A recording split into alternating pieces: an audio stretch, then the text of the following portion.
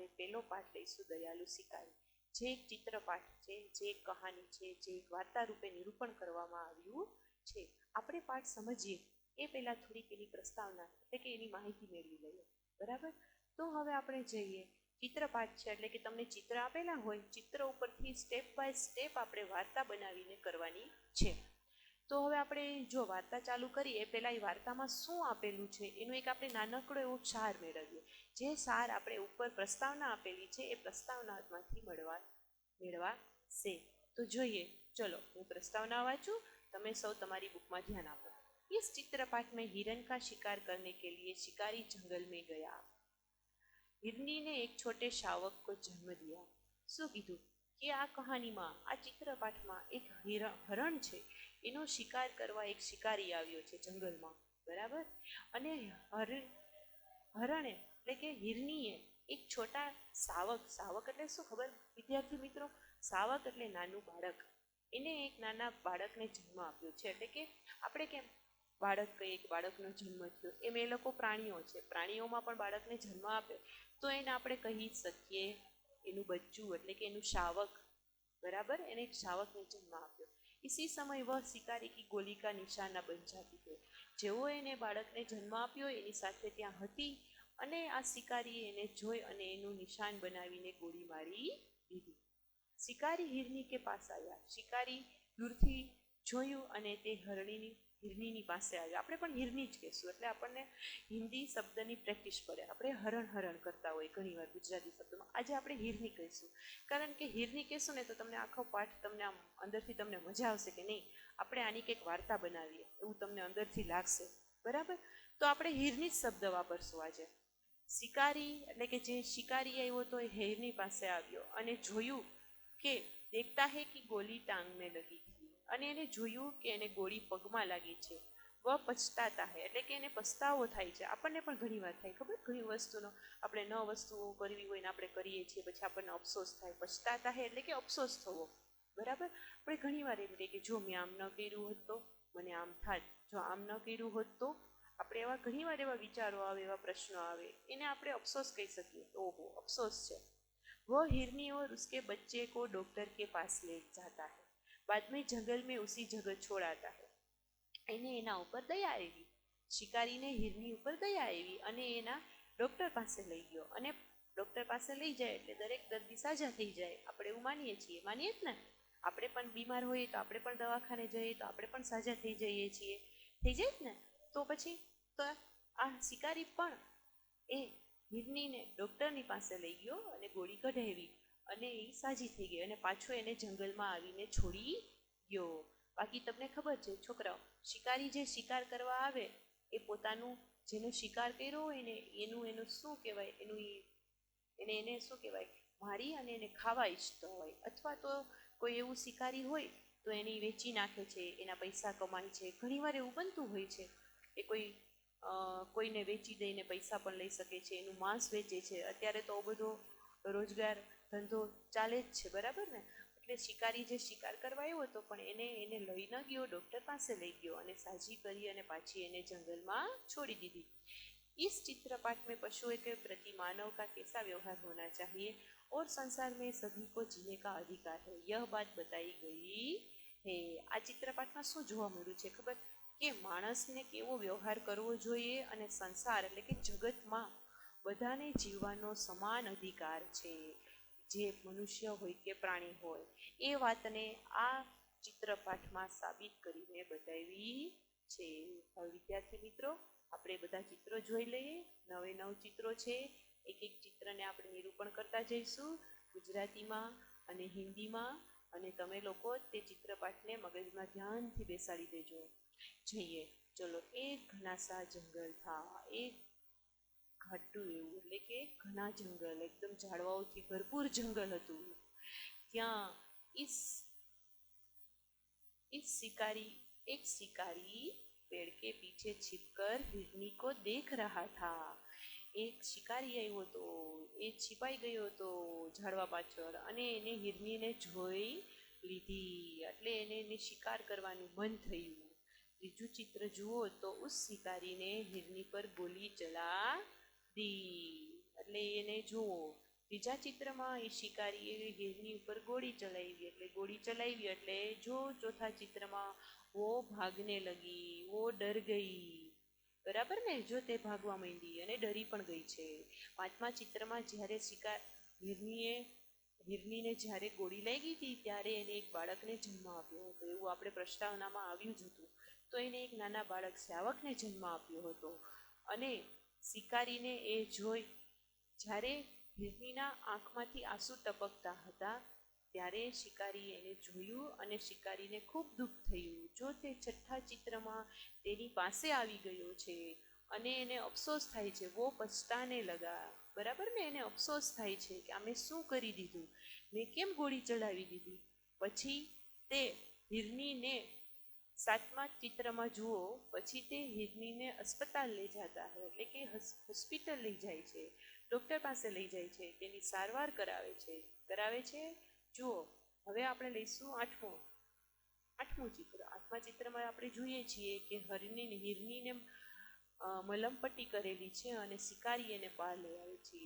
Doctor ने हिरनी का इलाज किया तो वो स्वस्थ हो गई और शिकारी उसे वापिस नौमा चित्र में जुओ जंगल में छोड़ आता है. हिरनी और उसका बच्चा सावक दोनों खुश है और दोनों घास खाते हैं. જુઓ જોઈએ કેટલી સરસ વાર્તા છે. આખી હિરનીની કહાની એમાં તમને સરસ રીતે શબ્દ ટુ શબ્દ નિરૂપણ કરી દીધી છે. હવે તમારે આ કહાની તમારી જાતે બનાવવાની છે અને મનોમન એનું શું કહેવાય, તમે એને મનોમન વ્યથિત કરતું રહેવાનું છે. કથિત કરી લેશો તો તમને એના શબ્દો, એનો આખો ભાવ સમજાઈ જશે.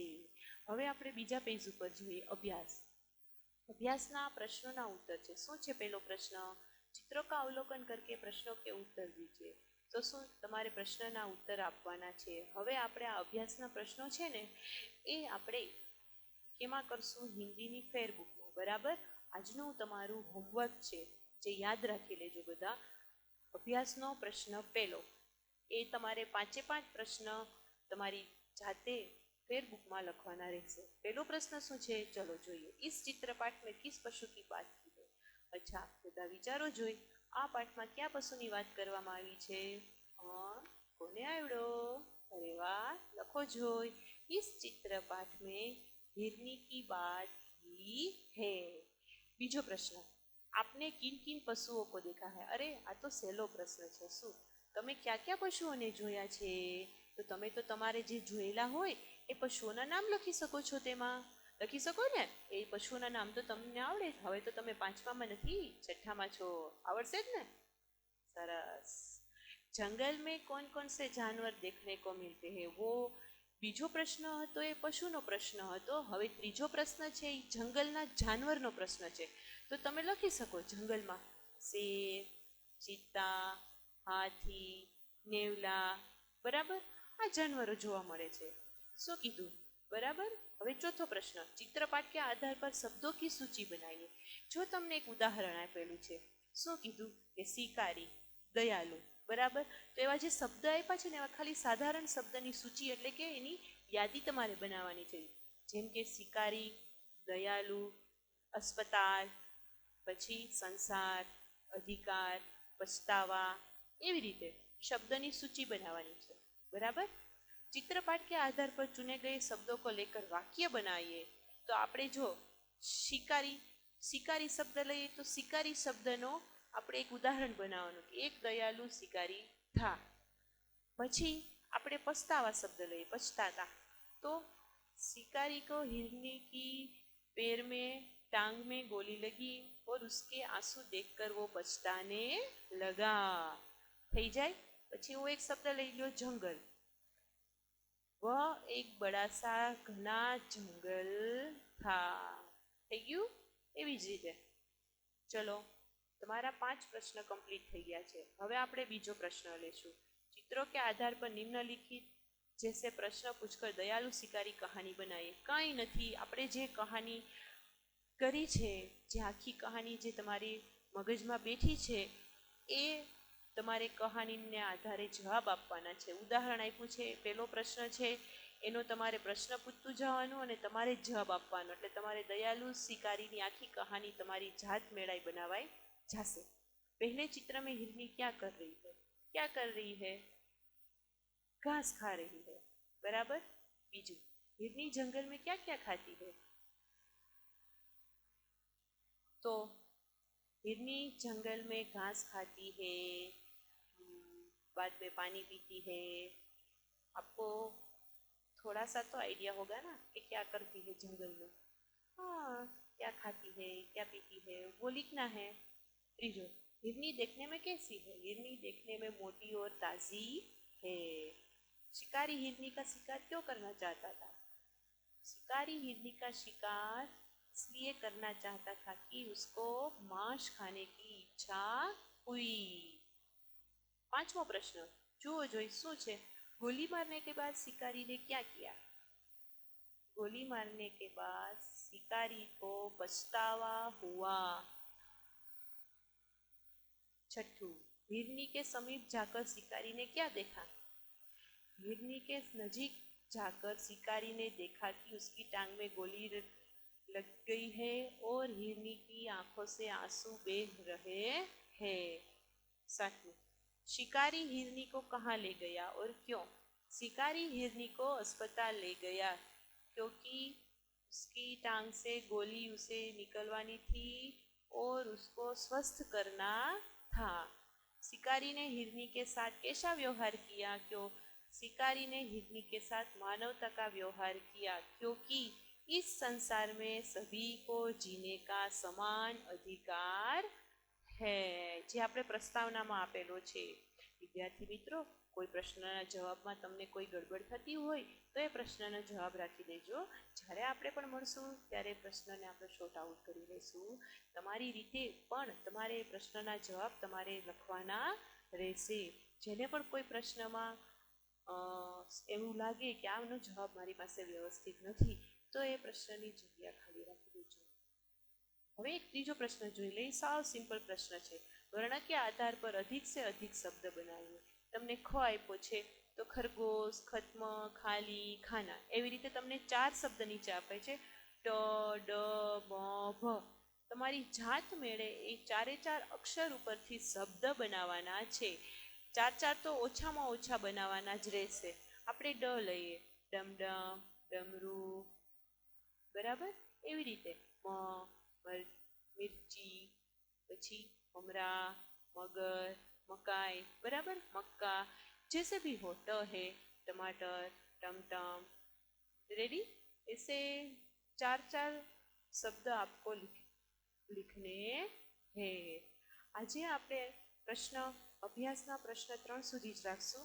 स्वाध्याय आपणे नेक्स्ट पछी ज्यारे पीरियड आवशे त्यारने આપણે કરવામાં લેશું। આ પણ તમે અભ્યાસના પ્રશ્ન 1, 2 અને 3 આપણી ફેસબુકમાં કમ્પ્લીટ કરીને રાખજો, જેથી કરીને અમે તમારી બુક્સ ચેક કરી શકીએ અને સ્વચ્છ અક્ષરે, જેથી કરીને તમે પાછા એ પ્રશ્નોના જવાબ કમ્પ્લીટલી રિપીટ કરી શકો। બરાબર? સમજાઈ ગયું બધાને? સારું, ચલો બધા બુક ઉતારી લેજો હો। ઓકે।